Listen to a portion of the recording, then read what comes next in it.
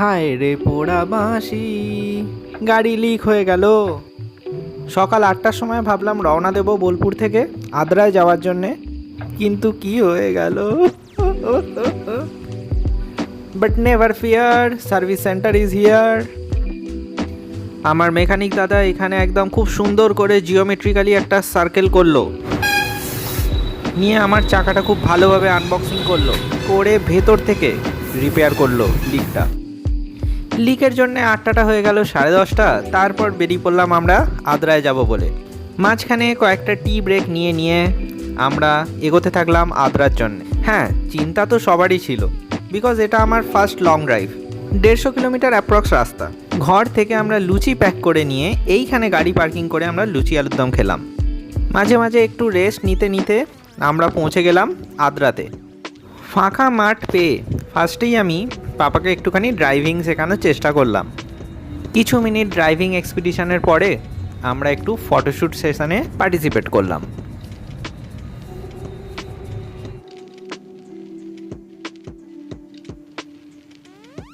আরে যে আমাদের বয়ে আনলো তার ছবিটা দাও। সরি দাদা, ভুল হয়ে গেছে। এতটা জার্নি করে একটু টায়ার্ড তো লাগছিল, কিন্তু দুটো বিউটিফুল এরকম পাহাড়ের দৃশ্য দেখে আমরা আমাদের এনার্জি ফেরত পাই।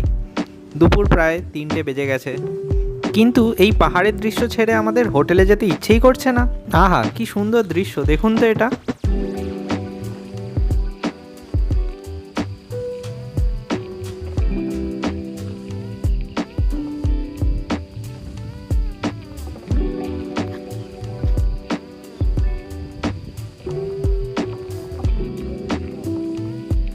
যাকগে, অনেক হয়েছে। ঘাম মুছতে মুছতে রুমাল ভিজে গেল আমার। এবারে এগোনো যাক। আমাদের কপালে জুটলো ভিআইপি রুম নাম্বার 222। এরম উৎপটাং টাইমে আসার জন্যে গোটা হোটেলে শুধু আমরাই। এই পিকচারটার ব্যাপারে আমি পরে আসছি। আপাতত একটু হোটেল থেকে ভিউজগুলো দেখে নেওয়া যাক। ঘুম থেকে উঠে 1 কাপ চা বানালাম। চা বানিয়ে এই চেয়ারটায় বসে চায়ের কাপটা রেখে এই পাহাড়ের দৃশ্য দেখতে দেখতে আমি চাটাকে এনজয় করলাম। হোটেলের অলমোস্ট 3 দিক পাহাড় দিয়ে ঘেরা, তাই জন্য আপনাদের যেখানেই রুম পড়ুক আপনারা একটা পাহাড়ের ভিউ অন্তত পাবেন। আর যদি নাই পান, সামনে বারান্দা থাকবে। তবে এই 30-40টা রুমের মধ্যে মাত্র 3টে প্রাণী এবং হোটেলের কিছু স্টাফ। এই রুমটা খুবই বড়, 4খানা বেড দিয়েছে, আমাদের 3 জনের জন্য যথেষ্ট। বুকিং অনলাইন হয়ে যাওয়ার জন্য খুবই সুবিধে হয়েছে। গাড়ি পার্কিং করার জায়গাও অফুরন্ত। একটু গাড়িগুলো পলিশ করে নেওয়া যাক। মা, লোকের গাড়ি পরিষ্কার থরি করবো, আই মেন্ট নিজেরটা। রেডি সেডি হয়ে আমরা বেরিয়ে পড়েছি। মাত্র 43 ডিগ্রিতে আমরা আদ্রা ঘুরতে বেরি। বুঝতেই পারছেন, গাড়ি থেকে বেরোনোর উপায় নেই। তাই জন্য এখন ফুয়েল ট্যাঙ্ক এবং মাইলেজের কাঁটায় চোখ না পড়লেই ভালো।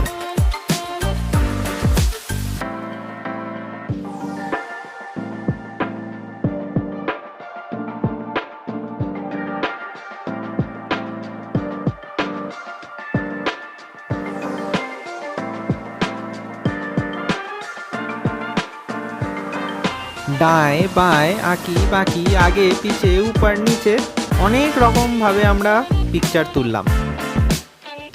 তারপরে আমরা জয়চণ্ডী পাহাড়ের সামনে গিয়ে পৌঁছলাম। মনে পড়ছে কি যেন সিনেমাটা দেখেছিলাম আমরা?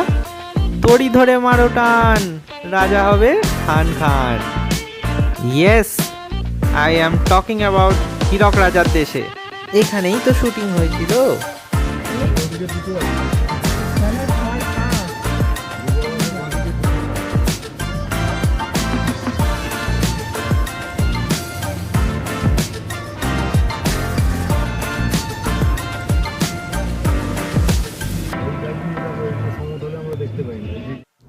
কিছুক্ষণ এই পাহাড়ের দৃশ্য হতভম্ব হয়ে দেখার পরে আমরা ভাবতে লাগলাম যে কিভাবে এই পাহাড়টা তৈরি হয়েছিল, কি কারণে তৈরি হয়েছিল। এটা কি কোনো ভলক্যানিক ইরাপশন ছিল, নাকি এখনও এরম ভলক্যানো হতে পারে? ডরম্যান্ট না অ্যাক্টিভ? অ্যাক্টিভ তো হয়তো হবে না, বাট ডরম্যান্ট কি? দ্বিতীয় জিনিস যেটা অবাক লাগলো, এই গাছগুলো কিভাবে জল পাচ্ছে। যদি আপনাদের জানা থাকে একটু কমেন্ট করে আমাকে বোঝান তো দেখি।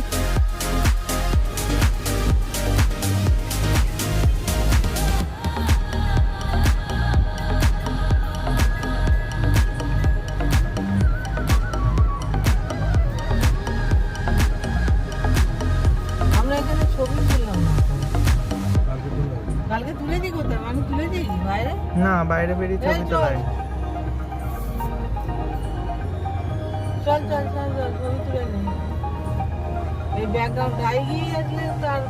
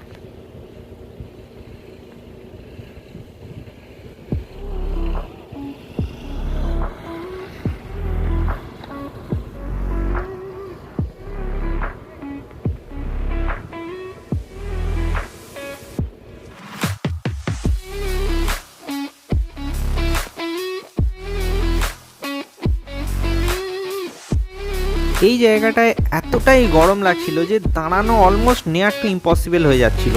এখানে বুঝলাম গাছের কতটা মহত্ব। গাছের নিচে দাঁড়াতেই এক চুলো আর গরম লাগলো না। বড় দুঃখ লাগছে ছেড়ে যেতে। শীতকালে কিন্তু আবার ফিরে আসবো, কেমন? এখনের জন্য টাটা বাই বাই। আপনাদের বলিনি, পাহাড়কে বলছি, পাহাড়। এখনও আমরা অন্য জায়গায় যাব। চলুন চলুন। এখন আমরা রাজবাড়িতে যাচ্ছি। এত লাখ লাখ কোটি কোটি টাকা দিয়ে সরকার আমাদের জন্য রাস্তা বানিয়েছে, কিন্তু গুগল ম্যাপ আমার জন্যে এবং আমার 4 হুইলারের জন্যে এই রাস্তাটা চুজ করে দিয়েছে। এত ভালো চওড়া রাস্তা থাকা সত্ত্বেও ও এফিসিয়েন্সির ওপর বেস করে আমাকে মাটির রাস্তা চুজ করে দিয়েছে, only because it is a shortcut. ডান দিকে পুকুর, বাঁ দিকে খাল। ये क्या हो गया मेरा हाल। চলে এসেছি আমরা রাজবাড়িতে, কিন্তু ভেতরে প্রবেশ নিষেধ। ভেতরে কয়েকবার চুরি হওয়ার পরে প্রবেশ টোটালি নিষেধ করে দিয়েছে। তাই জন্যে আমরা বাইরে থেকেই কিছু ফটোস দেখি এবং বাইরেটাই সুন্দরভাবে দেখতে থাকি। তবে আমার বাবার মুখে শুনলাম যে ভেতরটা নাকি অত্যন্ত সুন্দর। ওনারা ছোটোবেলায় গেছিলেন এবং ভেতরটা ভালোভাবে দেখেছে ঘুরে।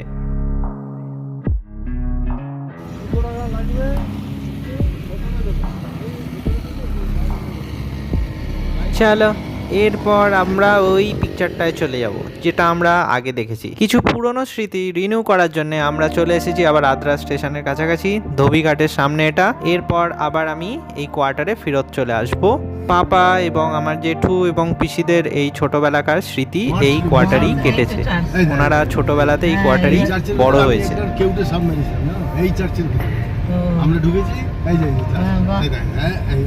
এইটাই তো E86।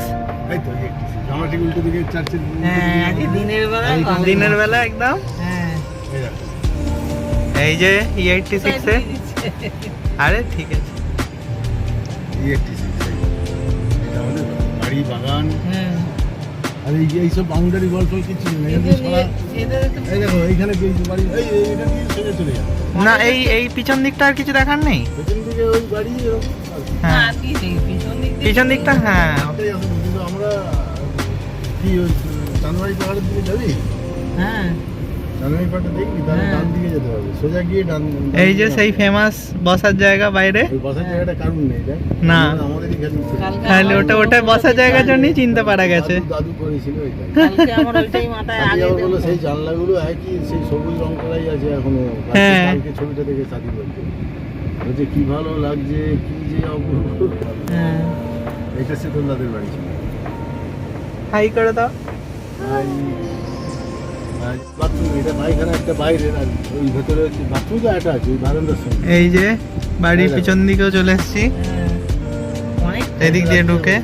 অনেকটা মানে এই হাফ পোর্শন, তাই তো? হ্যাঁ, হাফ পোর্শন আমরা আর এইখানে ওই তো পেয়ারা গাছটা, ওই যে বললো পেয়ারা গাছটা নেই, ও আছে? পাশের বাড়ি আমাদের পেয়ারা গাছ। এই যে চালাটা আমাদেরই ছিল, এই যে এক চালা দেখতে পাচ্ছি, হ্যাঁ। এইটার ভেতরে সব ওই সব ঢেউ ডাঙা, টিন, লোহা, কোদাল, কুড়ুল, এই ঝুড়ি, বালতি সব থাকতো। তাহলে পিছন দিক থেকেও এন্ট্রান্স আছে বলো? হ্যাঁ, এই যে পিছন দিকে দরজা।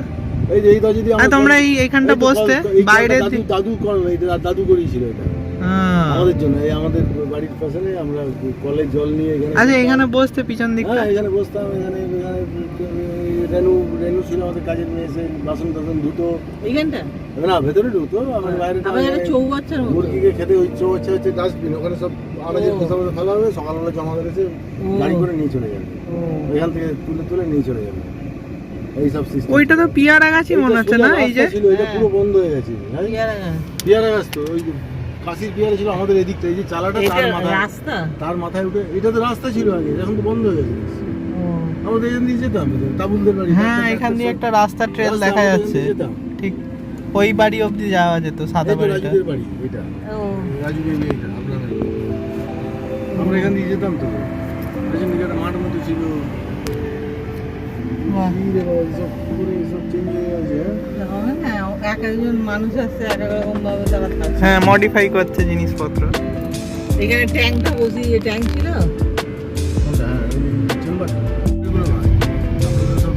রেলের চাকরি পেলেও মজা আছে। চাঁদমারি কি পাহাড়? ওখানে শুটিং প্র্যাকটিস, ওই পাহাড় থেকেই আমি করে গেছি। আচ্ছা, কিন্তু এখন সেই পাহাড় কি দেখা যাবে? এত গাছপালা হয়ে গেছে। কেন কাছাকাছি যাওয়া যাবে না চাঁদমারি পাহাড়ে? গাড়ি যাবে সে ওদিক দিয়ে, সে অনেক হ্যাঁ। পাহাড় মানে কি একটা টিলা টিলা। তাহলে নিজে কোথা থেকে যাও? এই দিক বাঁ দিক দিয়ে কি রাস্তা এটা? না, না, ঢুকছি না। দেখাই যাচ্ছে না, এর পেছন দিকে। তাহলে চলো না, কোনটা দিয়ে দেখা যেতে যাবে হবে? না, আর যাওয়া যাবে না। ও রাস্তা এখন রাস্তা দিয়ে যাচ্ছে না এখন। না, এবারে ফিরে যেতেই হবে। চলো, রেলগেটটা উঠলেই আমি বাড়ি চলে যাব। কিন্তু খিদেও তো পেয়েছে, একটু খেয়ে নি। খালসা হোটেল বলে এই পাঞ্জাবি রেস্টুরেন্টে ঢুকলাম। খাওয়া দাওয়া খুবই ভালো ছিল, খেয়ে দিয়ে বেশ শান্তি হলো।